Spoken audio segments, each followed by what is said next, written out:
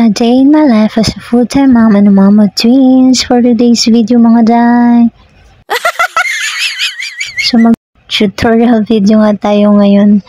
Ito ay ang paano nga ba mag-request ng free sample sa TikTok. So ayan, first thing is pumunta tayo sa ating TikTok shop and the yellow basket or the TikTok shop mo mismo.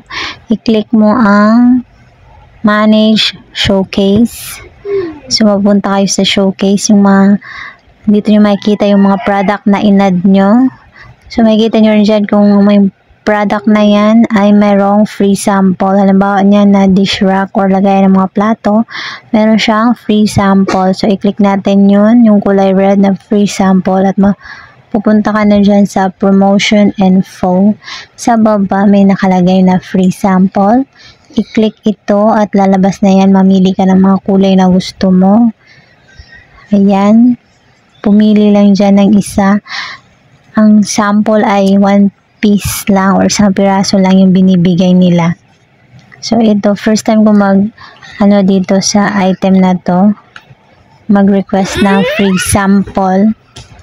So, yung coffee na color yung i-try nating i-add. Okay. So, ayan, nakalagay na. After receiving a free sample, it's recommended to post a video or live video containing the product link. So, yun yung gagawin natin pag na-approve ang ating free sample. So, i-click mo lang o check nyo lang yan, then submit. So, ganun lang po kadali mag-request ng free sample sa TikTok. So, ayun, mag-try tayo ng iba. Take note, hindi lahat ng shop nagbibigay ng free sample. Kahit may nakalagay na free sample, wala. Hindi po kasi lahat ng mga seller is generous. So, ayan, i-try natin ang itong bag, cute bag. So, available na orange.